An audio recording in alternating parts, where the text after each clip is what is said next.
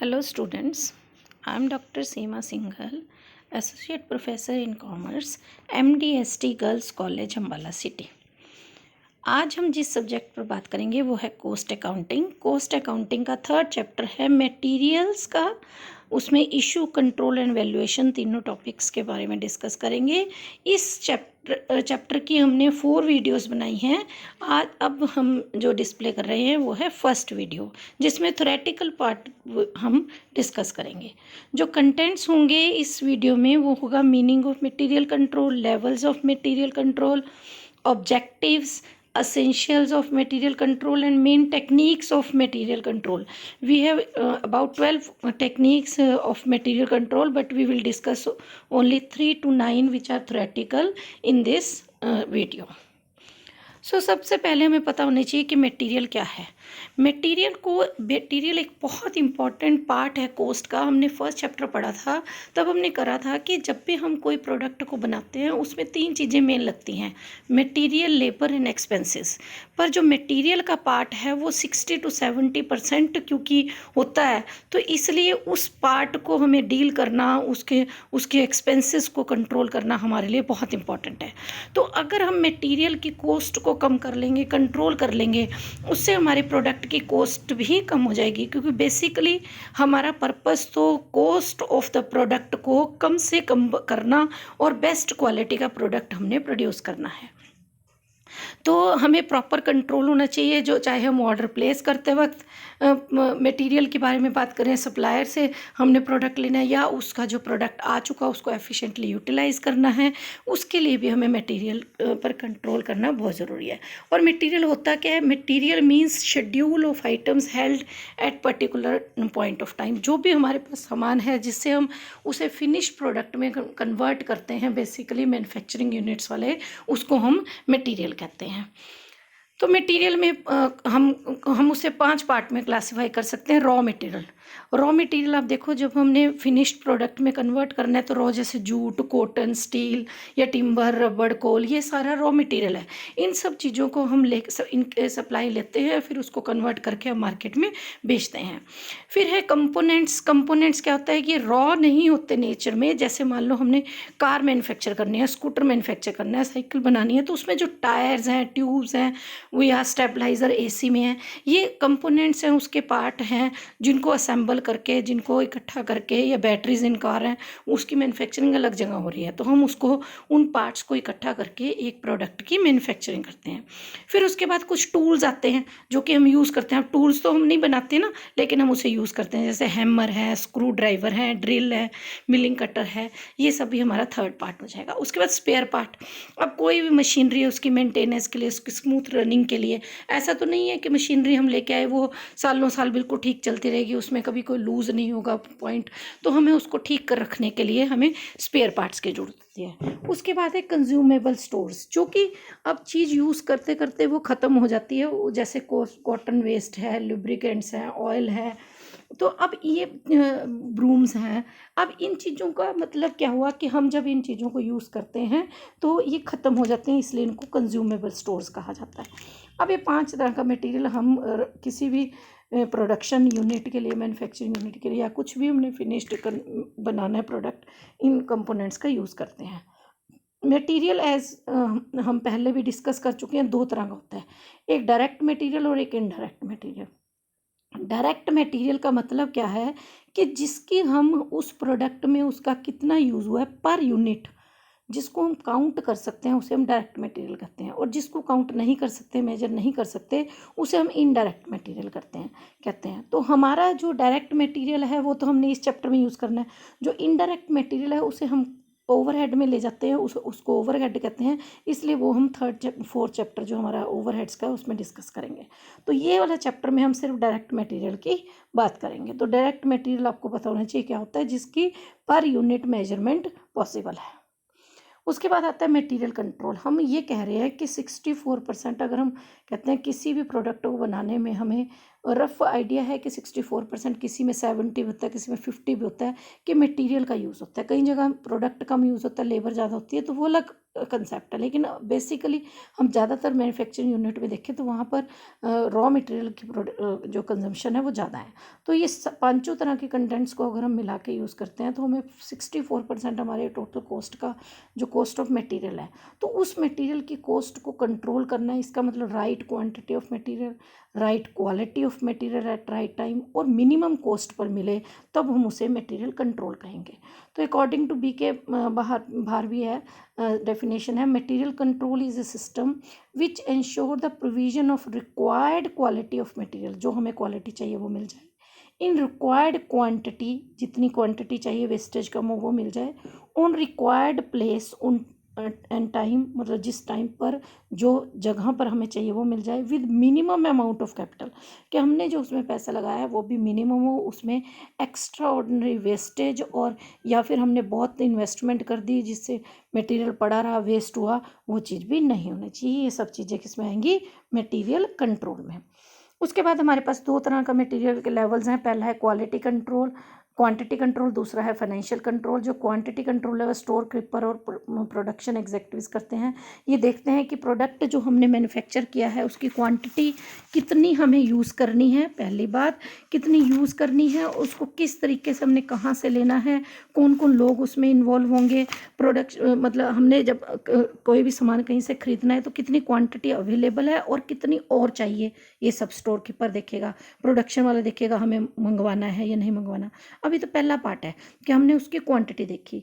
अब उस क्वांटिटी से रिलेटेड एक बहुत इंपॉर्टेंट है फाइनेंशियल कंट्रोल, यानी जो फाइनेंस मैनेजर देखता है वो देखता है कि हमारी इन्वेस्टमेंट एक्स्ट्रा ऑर्डिनरी ना हो जाए कहीं मटेरियल को खरीदते वक्त। अगर हम ज़्यादा मटेरियल में इन्वेस्टमेंट कर देंगे और हमारे पास बल्क में सामान हो जाएगा तो उसकी देख रेख करने में, उसके इंश्योरेंस में, उसमें भी बहुत सा खर्चा होता है। तो हमारा जो मटेरियल में पैसा लगा है वो भी इतना होना चाहिए जो कि सफिशेंट हो और उसको हम एफिशिएंटली यूटिलाइज कर सके उस सारे मटेरियल को, ये हमें ध्यान रखना है। उसके बाद है ऑब्जेक्टिव्स और सिस्टम ऑफ मटेरियल कंट्रोल। अब हम ऑब्जेक्टिव्स की बात जब करते हैं तो हमारा इसका पर्पस क्या रहता है कि हम मटेरियल कंट्रोल कर क्यों रहे हैं, हमें क्या ज़रूरत थी जब हम सामान बना रहे हैं, मटेरियल लेबर एक्सपेंसेस खर्च रहे हैं, तो why we are control going for material control. तो पहली बात है कि ensuring supply of adequate quantity of material, कि हमारा काम क्या होता है कि जितनी भी एक्टिविटीज़ हर डिपार्टमेंट में हो रही हैं उनके पास सामान बिना किसी इंटरप्शन के पहुंच जाए, यानी काम रुके नहीं। अगर मटेरियल की वजह से काम रुकता है तो उससे लेबर भी वेस्ट बैठी रहती है और टाइम की भी वेस्टेज होती है, तो वो वाली चीज़ नहीं होनी चाहिए, इसलिए मटेरियल कंट्रोल करना है। ऑप्टिमम इन्वेस्टमेंट इन मटेरियल, ऑप्टिमम का मतलब है कि ऐसा ना हो कि हमने एक्स्ट्रा ऑर्डिनरी हमारा जो वर्किंग कैपिटल है उसे अगर हमने मटेरियल में लगा दिया, ओवर स्टॉकिंग होगी, वो हमारे लिए नुकसानदायक है। एक्सेसिव इन्वेस्टमेंट अगर हम स्टॉक में कर देंगे तो वह पैसे पे इंटरेस्ट भी देना पड़ेगा और मटेरियल की देख रेख भी करनी पड़ेगी। फिर फेवरेबल टर्म्स ऑफ परचेज भी, जब भी हम सामान खरीदें तो हमें ये देखना चाहिए उससे हमें मैक्सिमम एडवांटेज हो, उसकी क्वालिटी की, उसकी स्पेसिफिकेशन वो सारी बहुत बढ़िया हुई, हम मटेरियल कंट्रोल में देखेंगे। फिर कंट्रोल ऑफ वेस्टेज, कि वेस्टेज का मतलब कि ऐसा नहीं है कि कोई चोरी हो गया सामान या वेस्ट लॉस बाय फायर हो गया या कोई भी ऐसी चीज़ें जिससे मटेरियल कंट्रोल करने के लिए हमें वेस्टेज कम से कम करनी है, हम पूरी एफर्ट्स करेंगे कि वेस्टेज कम से कम हो। फिर control on obsolescence and spoilage. अब क्या होता है कि कई बार ये सामान जब हम बहुत ज़्यादा भर लेते हैं तो कुछ सामान ऑब्सोलीट हो जाता है। जब वो ऑब्सोलीट हो जाता है तब उसकी कोई यूज़ नहीं रहता। पहले तो हमने उसको कि डिस्काउंट में मिल रहा है खरीद लिया, लेकिन अब हमारे पास वो बेकार हो गया, ऑब्सोलीट हो गया, तो हमारे लिए वो बेकार हो गया या पड़ा पड़ा वो ख़राब हो गया, तो ये चीज़ों को भी हम इसमें कंट्रोल करेंगे। Then proper reporting to management, कि हमारे पास रॉ मटेरियल कितना है, प्लानिंग करके कि कितने अपडेट स्टोर कीपर को अपडेट करेंगे कि ये यूज़ हो गया, इतना पड़ा है, कोई एक पार्ट ख़त्म हो चुका है उसे मंगवाना है, तो हम प्रॉपर रिपोर्टिंग करेंगे। Then prevention of misappropriation of material. Suppose हमने कोई मटेरियल रखा हुआ है और वो ओपन पड़ा है, कोई भी आ रहा है वो लेके जा रहा है, कोई भी उसमें रख के जा रहा है, तो ऐसे में क्या होगा, हमें ये एंड में पता नहीं चलेगा कि हमने प्रोडक्ट कितना यूज़ किया, और अगर बहुत सारे डिपार्टमेंट्स हैं तो कौन सा डिपार्टमेंट कितना प्रोडक्ट लेके गया। तो इसके लिए हमारे पास बहुत ज़रूरी है कि हम प्रॉपर रिकॉर्ड रखें कि कितना मटेरियल आया, कितना इशू हुआ, कितना कंज्यूम हो रहा है, कितना बच गया, बैलेंस कितना है, ये सारा। उसके लिए हम एक प्रॉपर डिपार्टमेंट, स्टोर डिपार्टमेंट होता है जो कि ये चेक करता है, बिन कार्ड बनाता है कितना इशू हुआ और कितना कंज्यूम हुआ।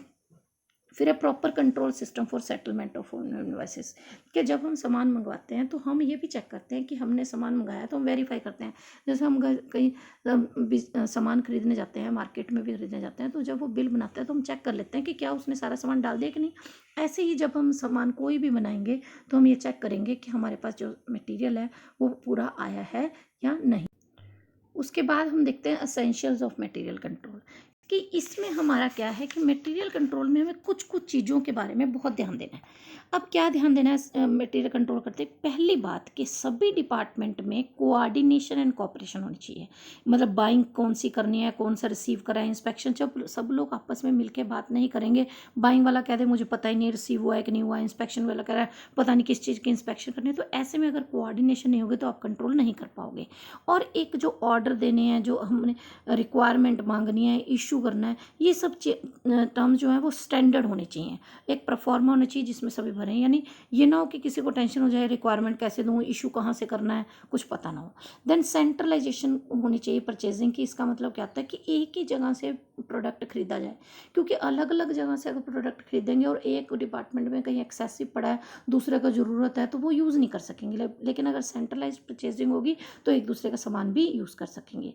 फिर उसके बाद स्टैंडर्डाइजेशन एंड सिंप्लीफिकेशन होनी चाहिए, कोडिफिकेशन होनी चाहिए, इसके बारे में अभी भी डिटेल में हम पढ़ेंगे। Then proper scheduling of material होना चाहिए। उसके बाद वेल प्लान्ड रिसिप्ट, स्टोरेज, कितना आया, कितना रखा, कितना अब आपके पास बचा हुआ है, वो सारी चीज़ हो। फिर है परपेचुअल इन्वेंट्री सिस्टम हमने फॉलो करना है। इसका मतलब है कि हम अपनी फैक्ट्री में जितना सामान हमारे पास बचा हुआ है उसको हम चेक करें कि यूज़ हुआ और बचा वो सब ठीक आ रहा है नहीं आ रहा। उसके लिए हमारे पास इन्वेंट्री कंट्रोल मेथड्स हैं, वो हम अभी पढ़ेंगे, परपेचुअल इन्वेंट्री कंट्रोल। फिर इंटरनल चेक होना चाहिए, यानी कॉन्टिन्यूसली आप चेक करते रहें कि आपकी ट्रांजैक्शन जो मटेरियल की हो रही हैं वो ऑथराइज्ड पर्सन उसे चेक कर रहा है या नहीं कर रहा। फिर मिनिमम मैक्सिमम लेवल्स ऑफ हम स्टॉक के और मटेरियल के निकालेंगे, जिससे हम मैक्सिमम जो प्रोडक्ट की स्पॉइलेज में या रिस्क है वो ख़त्म हो जाए। क्योंकि अगर हमने मैक्सिमम जो लेवल होना चाहिए मटेरियल का जो हमने यूज़ करना है, उससे ज़्यादा अगर सामान रख ले तो वो ओवर स्टॉकिंग हो गया, वेस्टेज हो जाएगी, वो चीज़ हमने चेक करनी है। फिर है कि हमें परचेज ऑफ मटेरियल इशू कहाँ से करना है, ऑब्सोलीट कौन सा हो गया, ये मैनेजमेंट को ये सभी चीज़ों के बारे में रेगुलरली बताना है। तो ये एसेंशियल्स कि हम मटेरियल कंट्रोल करते वक्त इन सारी चीज़ों को ध्यान में रखेंगे और ये सब चीज़ें हम करेंगे। उसके बाद हमारे पास टेक्निक्स हैं, 11 टेक्निक्स हैं। तो अब इसमें 11 टेक्निक्स में पहली और दूसरी टेक्निक हमने सेकंड वीडियो में डिस्कस करेंगे, क्योंकि ये प्रैक्टिकल पार्ट है, determination of stock level and economic order quantity. Third से लेके 9th तक हम आज करेंगे। 10th 11th स्टोरेज और इशू प्रोसीजर, वो भी हम थर्ड और फोर्थ वीडियो में डिस्कस करेंगे। तो आज के हमारे इस वीडियो में जो टॉपिक्स डिस्कस करने हैं वो 3rd to 9th है। तो उसमें सबसे पहले आता है मटेरियल टर्नओवर रेशो। अब टर्नओवर रेशो, टर्नओवर से आप समझो, टर्नओवर का मतलब सेल्स नहीं है यहाँ। टर्नओवर का मतलब क्या है कि जब हम कोई भी चीज़, मान लो मैंने प्रोडक्ट बनाया या मैंने किसी भी चीज़ की मैन्युफैक्चरिंग की, अब मान लो वो मेरे पास 1 महीना पड़ा रहा, बिका नहीं बिका नहीं बिका नहीं, तो मेरे दिमाग में आएगा भी सामान बनाया हुआ लेकिन बिका नहीं। तो अब वो मटेरियल में जब तक वो बिका नहीं तो मैं नेक्स्ट उसका प्रोसेस नहीं स्टार्ट कर पाऊंगी, मैं नया सामान नहीं बना पाऊंगी। अब नया सामान जब तक नहीं बनेगा तब और आपकी सर्कुलेशन ऑफ मनी नहीं चलेगी, नया बन नहीं रहा, पुराना जा नहीं रहा। तो इसके लिए हमें ये चेक करना कि क्या जो हम सामान बना रहे हैं वो सर्कुलेशन में है या नहीं है, वो कितनी बार बन के फिर बिक गया, फिर बन के फिर बिक गया, ये सब चीज़ें चेक करने के लिए मटेरियल टर्नओवर रेशो बनाते हैं। तो मटेरियल टर्नओवर रेशो का फॉर्मूला है cost of material consumed during the period divided by cost of average stock. जो एवरेज स्टॉक है उसका फार्मूला होता है opening stock plus closing stock divided by 2। तो जो हाई टर्नओवर रेशो है इसका मतलब क्या है कि फास्ट मूविंग स्टॉक है। क्या आपने कम इन्वेस्टमेंट में जितना भी सामान है आपका वो आता जा रहा है, जाता जा रहा है, बनाते जा रहे, बिक रहा है। लेकिन उसके अलावा अगर आपकी लो टर्नओवर रेशो है, इसका मतलब है आपका स्टॉक जो है वो स्लो मूविंग है। तो इसका मतलब ये आपके लिए बहुत सिचुएशन अलार्मिंग है। आपको इस तरीके से कोशिश करनी चाहिए कि आपकी जो क्वालिटी ऑफ प्रोडक्ट है उसको इम्प्रूव करो या कुछ भी करो, लेकिन आपका प्रोडक्ट जो है वो मार्केट में बिकना चाहिए। क्योंकि स्लो मूविंग प्रोडक्ट का मतलब है कि आपकी मार्केट में प्रोडक्ट की डिमांड नहीं है और उस डिमांड को क्रिएट करने के लिए आपको एफर्ट्स करनी पड़ेगी। तो जो स्लो मूविंग प्रोडक्ट है उसको भी हमने 3 कैटेगरी में डिवाइड कर दिया कि एक तो स्लो मूविंग का मतलब है स्टॉक जो है वो बहुत कम स्पीड पर बिक रहा है, दूसरा है डोरमेंट प्रोडक्ट, कहता है कि उसकी डिमांड ही नहीं है अब प्रेजेंट में, लेकिन मतलब और कंजम्पशन बहुत ही कम है। हाँ, ये हो सकता है कि आने वाले टाइम में उसकी डिमांड हो जाए। जैसे मैं नया स्कूटर खरीदा, अब स्कूटर खरीदते ही मुझे थोड़ी टायर उसका चेंज करना है या स्पेयर पार्ट्स की जरूरत पड़ जाएगी, या कार खरीदी है तो वो टाइमली, तो अब तो ज़रूरत नहीं है, लेकिन आने वाले समय में उसकी ज़रूरत पड़ सकती है। लेकिन ऑब्सोलीट स्टॉक क्या होते हैं कि वो स्टॉक की हमें फर्दर ज़रूरत पड़ ही नहीं सकती, उनकी डिमांड ही नहीं है। जैसे टाइपराइटर है, अब उसकी क्या डिमांड है, उसकी कीज़ अगर कहीं मिलती हुई हैं तो हमारे लिए कोई यूज़ ही नहीं है। जो चीज़ अब यूज़ नहीं हो रही या टेक्नोलॉजी चेंज होने की वजह से वो ऑब्सोलीट हो चुकी है, उसकी या क्वालिटी बहुत डिटीरियरेट थी कि वो अब कोई यूज़ ही नहीं करेगा, वो बन चुकी है, तो हम ऐसे को क्या कहते हैं, ऑब्सोलीट स्टॉक्स।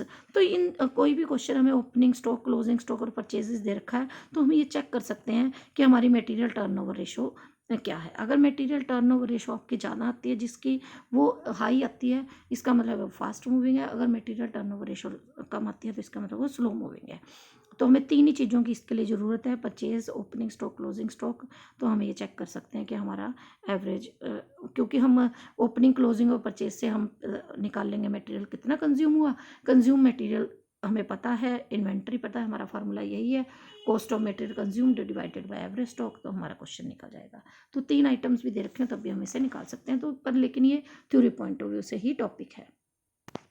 उसके बाद है ABC एनालिसिस। ABC का मतलब ऑलवेज बेटर कंट्रोल, ये भी कोस्ट क्राइटेरिया पर बेस्ड है।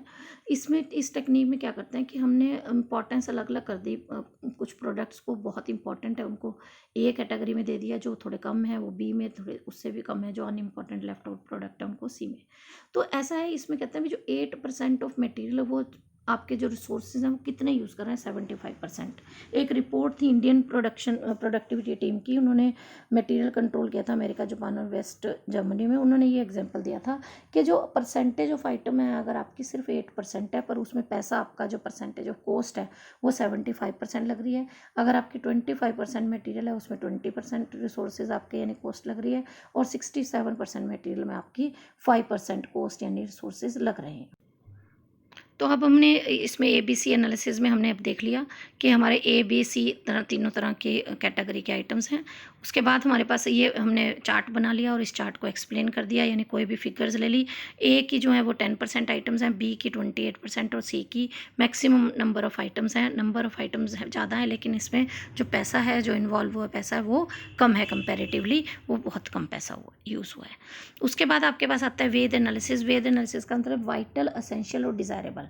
इसको हम क्या कहते हैं कि वेद एनालिसिस कहते हैं स्पेयर पार्ट्स के कंट्रोल के लिए। जैसे ABC एनालिसिस में तो हमने सिर्फ प्राइस ऑफ मटेरियल देखा, हमने ये नहीं देखा कि वो इम्पॉर्टेंट है नहीं है, हमने देखा कि उसका प्राइस कितना है, लेकिन उनकी रिक्वायरमेंट के ऊपर हमने कोई गौर नहीं किया। लेकिन ABC एनालिसिस स्पेयर पार्ट्स के बारे में कोई भी उसमें ध्यान नहीं दिया गया, लेकिन वैल्यू ऑफ कंजम्पशन चाहे उनकी कम है, लेकिन स्पेयर पार्ट्स की जो इम्पोर्टेंस है वो ज़्यादा है, उस चीज़ को ध्यान में रखते हुए वेद एनालिसिस बनाया गया। इस मतलब ये क्रिटिकल वैल्यू और स्टोरेज कॉस्ट ऑफ आइटम्स के ऊपर बेस्ड है, सब्जेक्टिव एनालिसिस है। हमने क्या किया, इन आइटम्स को 3 कैटेगरी में डिवाइड किया, vital, essential and desirable. Vital का मतलब है कि जिनकी शॉर्टेज को हम टॉलरेट कर ही नहीं सकते, वो बहुत ही इंपॉर्टेंट पार्ट है। मान लो आप स्कूटर चला रहे हो, अगर आपकी ब्रेक खत्म हो गई तो आप चला ही नहीं सकते उस स्कूटर को। असेंशियल का मतलब है कि थोड़े समय के लिए हम उसकी जो ज़रूरत है उसको पोस्टपोन कर सकते हैं। सपोज़ गद्दी फटी हुई है तो कोई बात नहीं, हम उसकी पोस्टपोन कर सकते हैं, ठीक है। और डिज़ायरेबल क्या है कि हाँ ठीक है, उसका पेंट ख़राब हो रखा है, पेंट ख़राब हो रखा है, कोई बात नहीं, जब तक चलता है चलता रहेंगे, हम जब हमें मौका लगेगा हम उसे कर लेंगे। अब क्या है कि कैटेगरी 1, 2, 3, अब कैटेगरी 1 को हमें क्लोज मॉनिटरिंग कंट्रोल करना पड़ेगा, हम देखते रहेंगे कि हाँ उसकी ब्रेक ख़राब हो तो नहीं गई, हो तो नहीं गई, हो तो नहीं गई।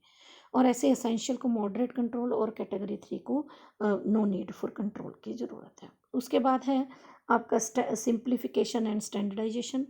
अगला पार्ट है सिंप्लीफिकेशन एंड स्टैंडर्डाइजेशन को हम बहुत इंपॉर्टेंट इसलिए कहते हैं क्योंकि जब हम कोई भी प्रोडक्ट, अब आपने क्या किया, आपने सामान बनाना शुरू किया। अब एक तो बना दिया 1 साइज़ का, दूसरा 2 का, एक 1 एंड हाफ का, फिर 1 3.2 का, ऐसे ही रैंडमली आप अलग अलग अलग अलग तरह के साइज़ बनाते चले गए। आपने कोई स्टैंडर्ड नॉर्म नहीं रखा किस चीज़ को कितने साइज़ का बनाना है, तो आपको जब बेचना पड़ेगा तो उसकी, क्योंकि कैटेगरी आपने प्रॉपरली बना नहीं रखी। कैटेगरी का मतलब जब आपने ये देख ही नहीं रखा कि वो प्रोडक्ट बड़ा है छोटा है, तो ऐसे आइटम्स को आपको नंबर ऑफ़ आइटम बढ़ती चली जाएंगी, क्योंकि आपने स्पेसिफिकेशन नहीं रखा। तो बायर और सेलर दोनों को उस चीज़ को खरीदने में दिक्कत आएगी। अब आप क्या कहते हो भी स्टैंडर्ड साइज़ है, 7 नंबर है, 8 नंबर है, शूज़ खरीदने जाते हो, कपड़े खरीदने जाते हो, तब भी आपको स्टैंडर्ड नंबर पता है। तो 40 नंबर की शर्ट है तो मतलब 40 नंबर की शर्ट है। तो ये क्या है, सिंप्लीफिकेशन एंड स्टैंडर्डाइजेशन है कि आपने जो साइज़ है, अब जो कहते नहीं ब्रांडेड कंपनीज़ हैं, उन कंपनीज़ का जो साइज़ है प्रोडक्ट का, वो हमें पता होता है कि हाँ उसका इतना साइज़ है, 40 नंबर का मतलब है वो हम कितने साइज़ के पर्सन को वो पूरी आएगी। तो वो क्योंकि हमने नंबर ऑफ़ आइटम्स बनानी है, अगर हमने उसकी स्टैंडर्डाइजेशन नहीं रखी तो बायर और सेलर दोनों को उसकी दिक्कत होगी। तो हमें स्टोरिंग करने के लिए उसकी कैरिंग कॉस्ट, उसकी मटेरियल में इन्वेस्टमेंट, ये सारी चीज़ें उसमें कम हो जाएंगी अगर हमने सिंप्लीफाई कर दिया और स्टैंडर्डाइज कर दिया। उसके बाद आपके पास है कोडिफिकेशन एंड क्लासिफिकेशन। अब क्या है कि प्रोडक्ट अगर ऐसे रैंडमली पड़े होंगे तो अब हमें उसे ढूंढना, उसकी उसको बार बार देखना हमारे लिए बहुत मुश्किल होगा। तो मटेरियल को हम क्लासीफाई कर देते हैं उनके नेचर के हिसाब से कि ये कंज्यूमेबल है, ये कंस्ट्रक्शन मटेरियल है, स्पेयर पार्ट है, लुब्रिकेंट्स हैं, ये जैसे घर में दालें हैं वो अलग अलग रखी होती हैं, ऑयल अलग रखा होता है, हम हर चीज़ को अलग अलग रखते हैं ना। और फिर कोडिफिकेशन उसका नेक्स्ट पार्ट है। हम कोडिफिकेशन में क्या करते हैं, हर आइटम्स का अलग अलग कोड कर देते हैं। जैसे आप अगर कहीं कभी एक रिटेल शॉप पे किसी पे गए हो या होलसेलर पे गए हो, तो उसने हर एक प्रोडक्ट के आगे कोड लगाया होगा, तो वो अपने सर्वेंट को सिंपल कहता है कि CD ले आओ, CD वाले ले आओ, L वाले ले आओ, N वाले ले आओ। जो उसके एम्प्लॉयज़ हैं उनको सबको पता होता है कि कोड हमने C लगाया है तो हमने कौन सी कैटेगरी को लगाया, D लगाया तो हमने किस कैटेगरी को लगाया। तो कोडिफिकेशन से हर चीज़ का नाम याद करने की जरूरत नहीं होती, उस कोड को याद करते हैं तो हमारा वो प्रोडक्ट हम सेल कर सकते हैं। उसके बाद है परपेचुअल इन्वेंट्री सिस्टम। ये परपेचुअल इन्वेंट्री सिस्टम बेसिकली क्या है कि कंट्रोलिंग डिपार्टमेंट इसको कंट्रोल करता है। इसमें ये इसका पर्पस क्या है, जो फिजिकल मूवमेंट ऑफ स्टॉक है भाई, मतलब कब प्रोडक्ट आया, कब प्रोडक्ट गया और अब कितना बचा है, इस चीज़ को चेक करने के लिए हम परपेचुअल इन्वेंट्री सिस्टम करते हैं। ICM में लंदन ने भी इसकी डेफिनेशन दी है। It is a system of records maintained by controlling department which reflect the physical movement of stock and their current balance. कितना अब बचा हुआ है ये आप इसमें चेक करते हैं। तो इसमें बिन कार्ड और स्टोर लेजर दोनों बनाए जाते हैं, जिसमें कितना सामान आया, कितना इशू किया और स्टॉक कितना है, उसकी फिजिकल उसको हम चेक करते हैं, लिखते हैं। और जब हमने इसकी फिजिकल वेरिफिकेशन करनी होती है, ये काम किया जाता है कॉन्टिन्यूस स्टॉक टेकिंग के अंदर। उसके बाद हमें ये पता होना चाहिए कॉन्टिन्यूस स्टॉक टेकिंग क्या है। कॉन्टिन्यूस स्टॉक टेकिंग का मतलब है, ये बहुत इंपॉर्टेंट पार्ट है पहले बात तो परपेचुअल इन्वेंट्री सिस्टम का, क्योंकि इन दोनों के अंदर डिफरेंस क्या है। परपेचुअल इन्वेंट्री सिस्टम का मतलब है स्टॉक रिकॉर्ड, और कॉन्टिन्यूस स्टॉक मतलब ये दोनों, उसमें रिकॉर्डिंग भी आ गई और कॉन्टिन्यूस स्टॉक टेकिंग भी आ गई परपेचुअल में। तो और कॉन्टिन्यूस स्टॉक टेकिंग का मतलब क्या हो गया, फिजिकल वेरिफिकेशन किया, हमारे जो रिकॉर्ड है और जो हम एक्चुअल में देख रहे हैं उन दोनों को चेक करेंगे कि क्या वो दोनों चीज़ें मिल रही हैं या नहीं मिल रही हैं। तो एक टीम अपॉइंट की जाती है जो फिजिकल क्वांटिटीज़ को जो बिन कार्ड और स्टोर लेजर में लिखी हैं उसके साथ टैली करती हैं, चेक करती हैं। तो इसमें 3 चीज़ें हमारे पास इसका मतलब फिजिकल परपेचुअल इन्वेंट्री सिस्टम में आई। पहला बिन कार्ड, फिर स्टोर लेजर, फिर कॉन्टिन्यूस स्टॉक टेकिंग। ठीक है। अब कई बार क्या होता है कि बैलेंस ऑफ स्टॉक में बिन कार्ड और स्टोर लेजर में और एक्चुअल बैलेंस में कुछ ना कुछ फ़र्क आ जाता है। वो फ़र्क 2 तरह से आ सकता है, एक अनअवॉइडेबल कॉजेज से, एक अवॉइडेबल कॉजेज से। अनअवॉइडेबल कॉजेज का मतलब, अवॉइडेबल कॉजेज का मतलब है कि जिनको हम ख़त्म कर ही नहीं सकते, हम चाहें भी तो भी वो रहेंगे, जैसे चोरी हो गई या मटेरियल, सॉरी हम ये कर रहे हैं अवॉइडेबल, जिनको हम अवॉइड कर सकते हैं, हम चाहें तो कंट्रोल कर सकते हैं। हमारा ऊपर चेक है, जैसे अगर आपको चोरी होगी लेकिन आपने चेक तो रखा हुआ है, आपने बाहर चौकीदार रखा हुआ है, आपने इंश्योरेंस करवा रखी है, ये मटेरियल की केयरलेस हैंडलिंग है, आप उसको सुपरविजन करके कम कर सकते हो। ओवर इशू ऑफ मटेरियल, कहीं जब आपने ज़्यादा मटेरियल इशू कर दिया, उससे वो पड़ा रहा और वेस्ट हो गया। मिसप्लेसमेंट ऑफ मटेरियल को आप अवॉइड कर सकते हो और क्लैरिकल मिस्टेक को भी अवॉइड कर सकते हो। लेकिन अनअवॉइडेबल का मतलब क्या है कि जिसको हम आपके हाथ में नहीं, जैसे आप लकड़ लेके आते हो जब आप सीजनिंग करने के लिए, इसका मतलब क्या होता है कि जब आपने दरवाजे बनाने हैं तो वो सीजनिंग की वजह से उसमें जितनी श्रिंकेज होनी है वो हो जाएगी, या कुछ चीज़ें वो इवेपोरेट हो जाती हैं, इन्हें हवा में भाप बन के उड़ गई, उसको हम रोक ही नहीं सकते। ठीक है। या फिर क्लाइमेट की वजह से उसकी लेंथ में या वेट में कुछ आ गया। या कई बार क्या होता है, जब हमने मान लो सूट बनाना है, सूट बनाते हैं तो उसमें कटिंग्स निकलेंगी ना, छोटी छोटी कतरनें निकलेंगी, वो लॉस होगा ही होगा। उसको आप ऐसे रोक नहीं सकते कि नहीं सीधा सीधा कपड़ा काटोगे सूट बन जाए, पॉसिबल ही नहीं है। जब आपने फर्नीचर बनाया तो उसमें ट्रिमिंग वगैरह करने से, बोरिंग करने से जो बुरादा निकलेगा वो निकलेगा ही, उसको आप अवॉइड नहीं कर सकते। तो ये अनअवॉइडेबल कॉजेज है जिसकी वजह से दोनों में डिफरेंस आएगा।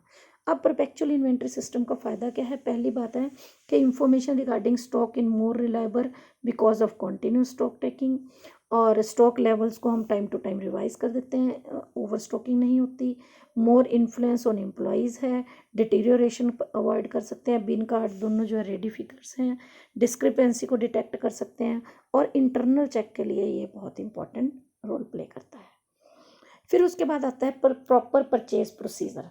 अब परचेज प्रोसीजर में सबसे पहले आता है परचेजिंग ऑफ मटेरियल, कि जब भी हम कोई भी मटेरियल को परचेज करते हैं, परचेज डिपार्टमेंट परचेज करता है कि किस क्वांटिटी में कितना मटेरियल परचेज करना है, रीजनेबल प्राइस पर परचेज करना है, ये सब चीज़ें सेपरेट परचेज डिपार्टमेंट चेक करता है। तो मटेरियल इकोनॉमिकल प्राइस पर होना चाहिए, और कितनी क्वांटिटी में ख़रीदना है ताकि इन्वेस्टमेंट आपकी कम से कम लगे, और कॉन्टीन्यूस अवेलेबिलिटी रहे प्रोडक्शन डिपार्टमेंट के पास, और अच्छी क्वालिटी का मटेरियल आए और वेस्टेज उसमें कम हो, और जो हमारे सप्लायर्स हैं उनके साथ हमारे रिलेशंस बहुत अच्छे से मेंटेन रहें। ये हमारा परचेजिंग ऑफ मटेरियल करते वक्त ध्यान रखना है। फिर हमारे पास दो चीज़ें आती हैं, एक सेंट्रलाइज्ड परचेज, एक डिसेंट्रलाइजेशन परचेज। सेंट्रलाइज्ड परचेज का मतलब क्या है कि एक ही डिपार्टमेंट है जो सभी डिपार्टमेंट्स के बारे में एक ही आपने सेंटर बना रखा है, जहाँ पर उसी को अथॉरिटी दे रखी है, पूरी ऑर्गेनाइजेशन का जो परचेज सेल करनी है वो वहीं पर होती है, वहीं पर परचेज बजट बनता है, वो परचेज डिपार्टमेंट देखता है कि किस किस डिपार्टमेंट को कितनी ज़रूरत है, वो सामान इकट्ठा खरीदता है, और सभी डिपार्टमेंट से वो रिक्विजिशन स्लिप मंगा लेता है, उनकी रिक्वायरमेंट मंगवा लेता है। फिर उस रिक्वायरमेंट के हिसाब से एक सेंट्रलाइज्ड परचेजिंग की जाती है। यह अब हर एक कंपनी के ऊपर डिपेंड करता है कि वो सेंट्रलाइज परचेजिंग करती है या डिसेंट्रलाइज करती है। लेकिन इसका फ़ायदा है हमारे पास, एक तो बल्क में परचेज़ होती है, और जब भी कहीं पर बल्क में परचेज़ होती है तो आपको डिस्काउंट बेटर मिलते हैं। अब मेंटेनेंस ऑफ क्वालिटी रहता है, क्योंकि आप इकट्ठा सामान खरीदोगे तो आपने अगर ऑर्डर ख़राब किया किसी पर्सन ने तो उसको आगे से अच्छा हम ऑर्डर नहीं दे पाएंगे। ट्रांसपोर्ट कॉस्ट कम हो जाती है जब हम इकट्ठा सामान खरीदते हैं। स्पेशलाइजेशन, देखो जब आप एक ही पर्सन एक ही काम बार बार बार करता है, उसे पता है राइट सप्लायर कौन सा है, किससे हमें सामान खरीदना है, तो उसकी स्पेशलाइजेशन हो जाती है उसमें। फिर डुप्लीकेशन अवॉइड हो जाती है, क्योंकि एक ही जगह सामान खरीदा जा रहा है, तो जो सामान पहले पड़ा है वो यूज़ होगा, उसके बाद दूसरा आएगा। ठीक है, प्लान्ड परचेज होती है, जो डिपार्टमेंट है वो प्रॉपरली किससे कितना सामान खरीदना है वो उस तरीके अननेसेसरी वर्किंग कैपिटल को इसमें ब्लॉक वो नहीं करता। लेकिन इसकी एक लिमिटेशन है, एक तो एक्सपेंसिव है, क्योंकि पूरा हमें डिपार्टमेंट बनाना पड़ता है जिसका पर्पस सिर्फ यही होता है कि आपने परचेज डिपार्टमेंट ने कि कितना सामान कब किसने खरीदना है, तो एक पूरा डिपार्टमेंट बनाना पड़ेगा। और स्मूथ फंक्शनिंग में कैसे प्रॉब्लम आ सकती है, जैसे मान लो परचेज डिपार्टमेंट ने सारी चीज़ें मंगवानी है, लेकिन आपके एक डिपार्टमेंट में वो तो पूरे होल ऑर्गेनाइजेशन के लिए ऑर्डर करेगा, लेकिन अगर आपको थोड़ी सी चीज़ चाहिए तो वो यूज़ जब चाहिए तब आपको नहीं मिलेगी, क्योंकि डिले होगा, जब तक आपके पास प्रॉपर सामान नहीं आएगा आप यूज़ नहीं कर सकते, तो उससे प्रोडक्शन जो है वो हैम्पर हो सकती है। डिसेंट्रलाइज परचेज क्या होता है कि हर डिपार्टमेंट को अपना खुली छूट दे दी जाती है कि आप अपनी मर्जी से जितनी आपको ज़रूरत है वो आप खरीद लो। इससे फ़ायदा ये होता है कि लोकल आप अगर आपको जब भी ज़रूरत है आप लोकल खरीद सकते हो, और कई बार क्या होता है कि सीज़न में आपको जब कभी कम रेट मिला तो आप सामान खरीद लेते हो। फिर ट्रांसपोर्टेशन कॉस्ट इसमें कम आती है, क्योंकि आपने सामान जो है वो लोकल खरीद लिया। ठीक है, और सेटलमेंट ऑफ इशू, मान लो अगर आपने सामान वापस करना है, शॉर्टेज है, रिटर्न है, क्योंकि आपने लोकल परचेज़ किया है, तो ऐसे में आपको इसका बेनिफिट हो जाता है। फिर फंक्शंस ऑफ परचेज डिपार्टमेंट करता क्या है? Purchase a right quantity, right time, right quality, right place and right price. ये सारे काम पांचों आर जो हैं वो ये देखता है, time, quantity, quality, place, price, ये सब ये परचेज डिपार्टमेंट चेक करता है। तो परचेज प्रोसीजर है, इसमें हमारे 6 स्टेप्स हैं, हम एक एक करके अभी ये स्टेप्स डिटेल में पढ़ेंगे। तो पहला स्टेप है परचेज रिक्विजिशन। जो परचेज ऑफ मटेरियल है वो परचेज रिक्विजिशन से शुरू होती है, कि हम क्या करते हैं, हम एक हेड ऑफ द डिपार्टमेंट से हम सभी मैनेजर वो चाहता है कि आप अपने मटेरियल की जो रिक्वायरमेंट है वो आप बता दो। अब रिक्वायरमेंट में कौन सी डिस्क्रिप्शन है, क्वांटिटी कितनी चाहिए, उसका प्राइस क्या है, उसकी डिलीवरी पीरियड कितने टाइम तक चाहिए, और अगर कोई सप्लायर का नेम आपको लगता है कि आपका सामान उससे बेटर है तो आप उसमें सजेस्ट करोगे। तो एक परचेज रिक्विजिशन स्लिप बनेगी, उसमें सभी अपनी रिक्वायरमेंट्स, हर डिपार्टमेंट अपनी रिक्वायरमेंट भेजेगा। ठीक है। अब उस रिक्वायरमेंट के हिसाब से हम सिलेक्शन ऑफ सप्लायर करेंगे। सप्लायर का मतलब है कि हमने वो सामान किससे खरीदना है, हमारे पास लिस्ट ऑफ सप्लायर होंगी।